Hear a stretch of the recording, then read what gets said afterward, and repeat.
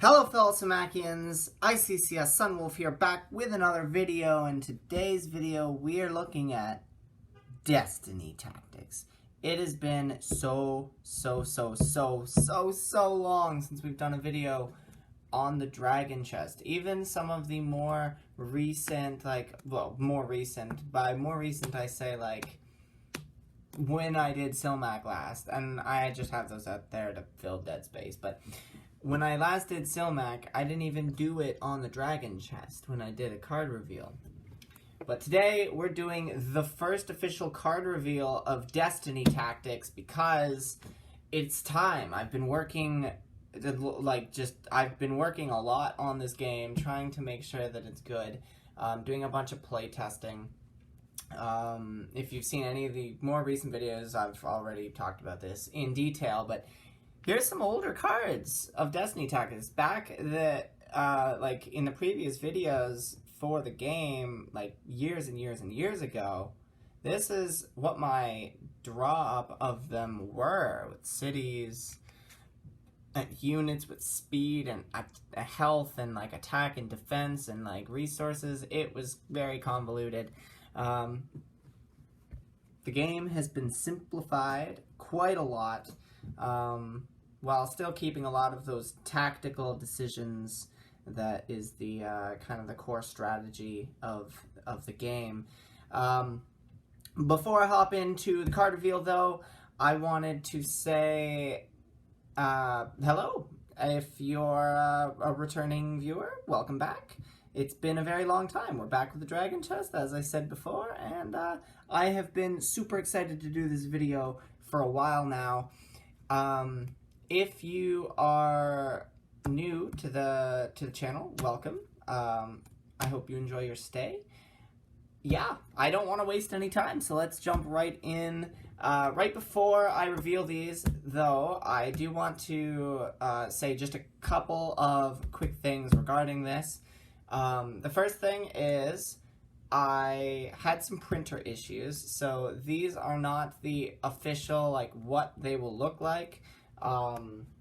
For whatever reason, the printer printed everything that was supposed to be white with a yellow hue.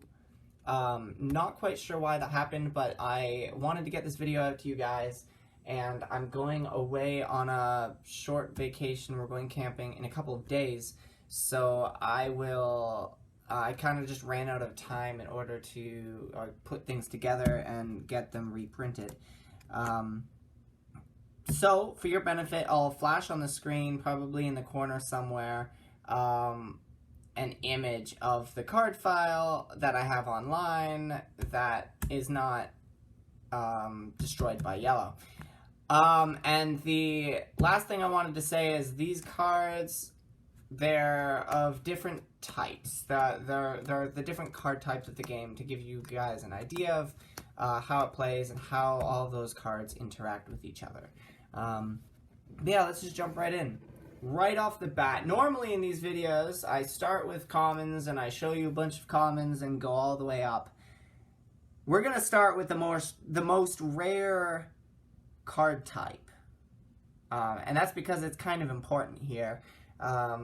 Starting right off the bat, we've got, ready for the first Destiny Tactics reveal? We got Ronel-lar, Ironclaw Capital. It's the Ironclaw Storied city.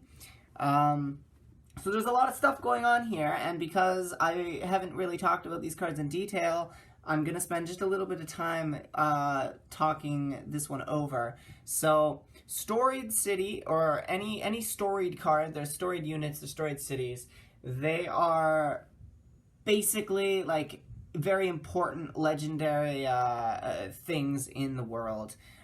They are indicated by the yellow line, the yellow border that runs along that is glowing, which is different from what you'll see next, which is just a normal black border around the image. And of course it says that it's storied or not. So this is a storied city. It costs 1 Sandalicum. This is sand, basically, Sandalicum. It's the terrain unique resource, which if you have watched the older videos of mine with Dimensions of Silmac, terrain is what, over the years, it used to be called. It got changed into terrace. The plane of terrace. Everything got renamed. It's been a long time. As I said, the world has continued to move on, despite me not making Silmac cards. But Ronel-lar, anyway, what it says is when an enemy unit enters your board, you mark it until the end of your next turn. If you destroy a marked unit, you put a point on Ronel-lar, and if you reach 10 points, reach 10 points, and you win the game. So it's an alternate win condition for the Ironclaw Pact, which basically they're very defensive. All of their cards kind of try and focus around a defensive strategy.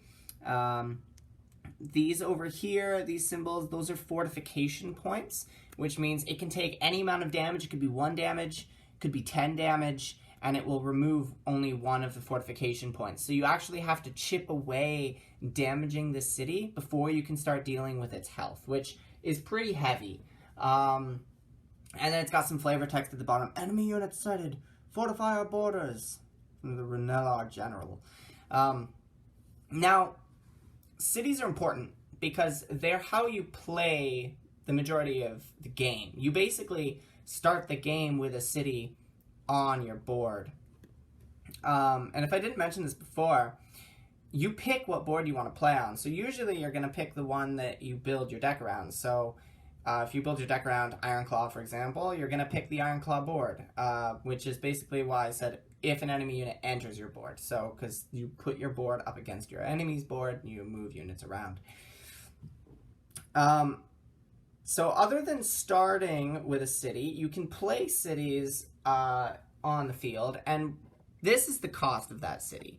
So if you don't start with Ronel-lar, you can play it from your hand for a Sandalicum, but it's a little bit different than playing units because this game has an interesting resource collection system where you actually collect the resources on the board based on where your cities are placed. I'll put a graphic up on screen. Now, in order to play a new city, you need to walk a unit to a tile you want to play a city on. And in order to play the city there, you then have to basically sacrifice your unit. But that unit has to have the cost that shows up here. So if that unit doesn't cost a Sandalicum, I can't use that unit to sacrifice in order to play Ronel-lar. I could play another city that has a different cost, but this city specifically needs one of those types of units. Anyway, moving on. I'll have that graphic on screen. But moving on, we have no time to waste. Actually, one last thing I wanted to talk about. You can tell that, so I said that this is one of the highest rarity cards. You can tell that by the map symbol that's underlaid under the nameplate here. On the far right, there's a glowing golden map. That signifies that this is a unique rarity card. As I flip to the next card here, you ready? Shaman of Foresight. So the Shaman of Foresight is a common. It's indicated by the brown map on the far left. The rarity goes common, uncommon, rare, and unique. And I have them along the top there in a line. Hey, future Sunwolf here.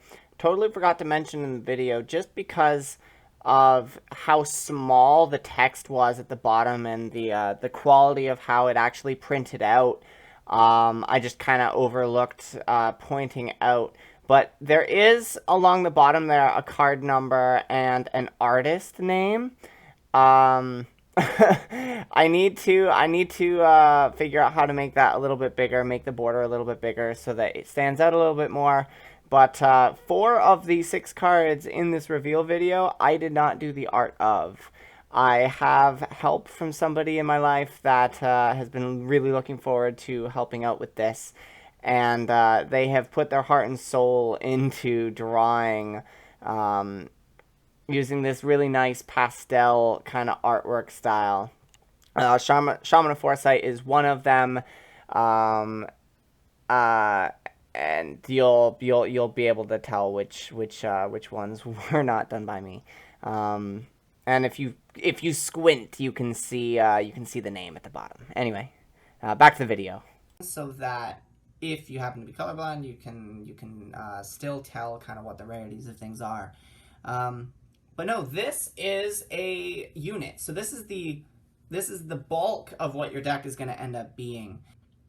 This is a factionless unit, as you can see at the top there, which means it's not like allied to any faction. It could do all sorts of different things.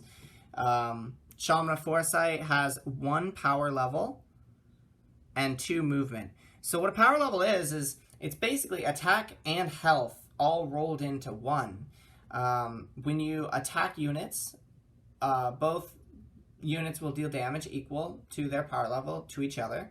And let's say I have a unit that has 2 power level that Shaman of Foresight attacks, then that unit now only has 1 power level. So it not only takes damage and gets weaker, but it also deals less damage in the future. And movement, MV, is just how many tiles this unit can move. So during the game, you can pick up units. You activate the unit by picking it up. It's considered activated. And then while it's activated, you can spend movement. It costs 1 movement to attack. So you basically move onto the tile that an enemy is on to make an attack.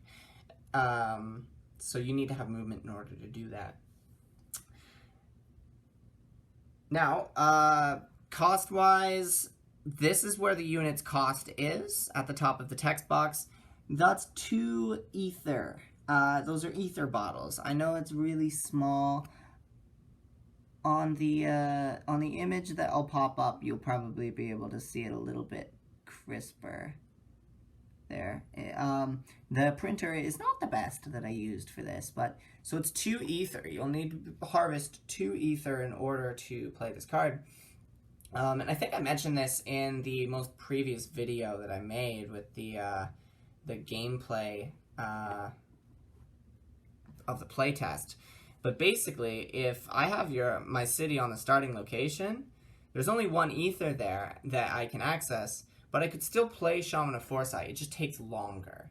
So I can take an amount of turns stockpiling, basically. So I'd play Shaman of Foresight like this. The turn I play it would collect an ether, and then my next turn I would turn it to signify that it collected the last ether, and it would be played. But it still can't move the turn it comes into play. So it's a lot slower if you don't have the resources available to you. And then looking at his text box, which I just haven't gotten to yet, that symbol down there that it's next to available resource, that's the faith symbol. So this set 1 of Destiny Tactics is going to play around a lot of this faith mechanic, where you generate faith with certain units in order to play the gods of the plains. So the factionless god, Silmac himself, is in this game, which is kind of insane.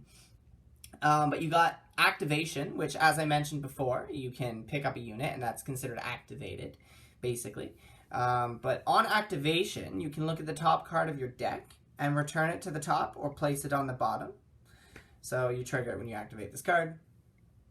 Look to the stars, my child, and see what fate has painted. Is the flavor text. Okay, moving on. Next up, we've got an Edict card. This is a little different, as you can see, since it's turned sideways. This is Combat Drills. It's another common card, again, indicated by the brown map. It's an Ironclaw Pact Edict, so right now I don't have any factionless edicts. Probably won't, because they're like laws. So, right, the factions would have laws. And in order to play this, it costs 1 gold, 2 metal, and 2 Sandalicum, which is pretty expensive. It's getting up there. Basically, you play edicts. They act as kind of static enchantments on the field, and you play them to cities. So if you have a city on the field, if you have Ronel-lar, you play this edict underneath, and the reason why it's sideways is you can still see, like, the text will stick out the side, and you can see what happens. So Combat Drills specifically says when When a friendly unit survives after being attacked, it can immediately move up to half its movement rounded up. Follow the rhythm of the wolf's movements. Natala, Nature's Prophet. So, they're kind of combat tricks, but they also change kind of the way that you're going to end up playing and the way that certain things interact, which is pretty interesting. That's edicts. They're fairly simple. Moving on, next card, we got Aspect of Elementos. Now, Elementos, I mentioned before that everything's been renamed. Elementos is what the weather dimension was before. So this is an uncommon card, blue map, as you can see at the top. It's a factionless unit as well, because right now the weather dimension does not have a faction in the game. That will probably come at some point later down the road. But you can see this guy is tanky. 4 ether to play him. So normally, you know, if it's a 4-cost card, but it costs 1 gold, 1 metal, 1 sandalicum, and 1 what's the other type? 1 ether. You could actually play it pretty quickly, depending on what resources you have. But in order to get 4 ether, you're stockpiling a lot, or you're playing a bunch of cards that are going to help you get more ether. We'll show you that soon. But this guy's got 3 power level and 5 movement, so he's really fast. He's also got flight, which is this unit ignores impassable terrain. So the game has deep tiles, like deep water that things with swimming can go through, and the game has mountain tiles, which things with climbing can go on. But flight is just a combination of both. Flight doesn't care. Flight can just go. And when Aspect of Elementos becomes deactivated, so basically you activate it, you can move it around, you can attack as long as it doesn't die. When you are finished with it and you put it back down on the board or whatever, and you go to move on to another card to activate it, you can choose an opponent's city within movement range of Aspect of Elementos, so within 5 tiles, which is actually a ridiculous range, so that might need to change. If I do, I can destroy Aspect of Elementos and destroy a unit in that city. So you can just fly out there and annihilate something as long as it's sitting inside the city of your opponent. So it's an interesting insta-kill combat trick that could come into play. Moving on, I'm trying to keep this pretty quick. We got another card type here called a building. So this is a factionless building called Mage Tower. And you can tell it's rare because of the red map. And it says when you recruit a unit with ether and its cost, deal damage equal to that card's ether cost to a target in 3 tiles range. So, for example, Aspect of Elementos, if you recruit Aspect of Elementos and you have Mage Tower on the field, you can deal 4 damage because Aspect of Elementos has 4 ether in its cost to any target. So that could be an enemy building, that could be an enemy city, that could be an enemy unit, as long as it's within 3 tiles of Mage Tower. And flavor text, yet again, ether is the blood in this world's veins, and you shall taste it, my apprentice. Daluf, rogue high wizard. Now, buildings are a lot weaker than cities. They've got 1 fortification point and 5 health. Right now, they all have the same. I don't know if that's going to change in the future. But for now, that's that. Now, buildings are a little bit different because where edicts and units get played in cities, and cities get played by sacrificing units that move around the board, you can tell that this building doesn't have a cost in the corner. That's because it doesn't actually require you to sacrifice a unit. So you can move Aspect of Elementos somewhere, and as long as that tile doesn't have a city on it or another building, you can drop a Mage Tower there. You could play Mage Tower, and that does end the activation of the card, but then you have a building built. So there's a nice line of, like, do you want to spend the time to place buildings and build cities and set up a defense, or do you want to just generate a bunch of units and go and storm your opponent? That's Mage Tower. Yeah, buildings. They are played outside of cities. They're a lot easier to be destroyed. Moving on. And final thing, you see the golden yellow glow, which means we got another Storied card. Zagara, the Lightning Viper. Now Zagara, I'm going to move these over. Zagara is a factionless Storied unit. So there are Storied units and factionless. Right now there isn't a Storied city for factionless. And this guy is a beast. Look at this. 5 cost, 2 ether, 3 sandalicum, rather. Excuse me. And once again, the yellow, I apologize for the yellow hue on top of everything. These text boxes are supposed to be an off-white. This is supposed to be a gray. And even these cards, this is supposed to be a green, which it kind of is. These turned out a lot better because there's less white. But the factionless cards turned out not great because of this yellow thing that's happening. But this guy's a beast because 5 power level, pretty strong, 3 movement, and when Zagara destroys a city or a building, up to 2 units adjacent to it take 1 damage and skip their next activation. So basically, Zagara is a siege monster. Now, it doesn't have siege. Siege is a card, a keyword in the game. We'll get into that eventually at some point. I don't want to confuse you. But this thing can rush in, destroy cities or buildings, which is convenient because it's got 5 PL, so buildings have 5 health. And you can just stun units as long as they're there. Now, it also has this thing called Honor. Now, Honor is a keyword that's unique to Storied units.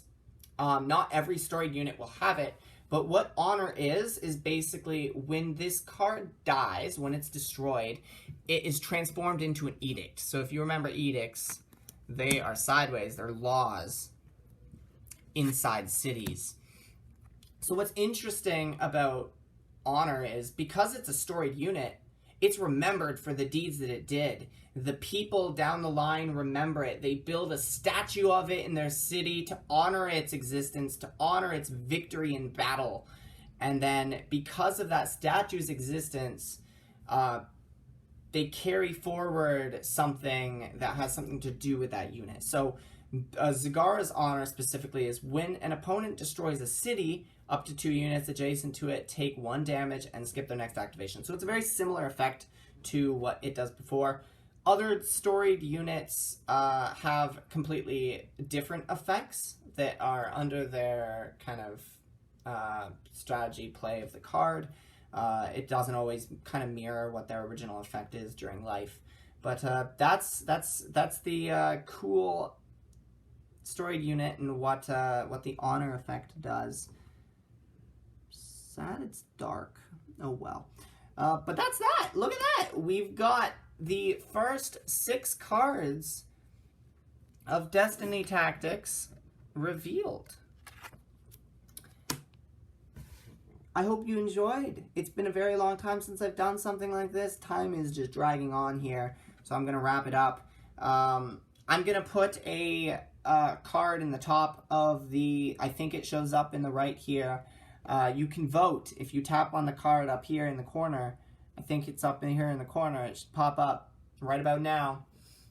You can vote on which of these 6 cards was your favorite. And if you'd like to tell me why, you can take it to the comments. Please, if you enjoyed the video, do not hesitate to give it a like. If you enjoyed, leave a comment. Let me know what you think about these cards. And if you want to further support the channel, please think about subscribing. You will you will help greatly. Yes.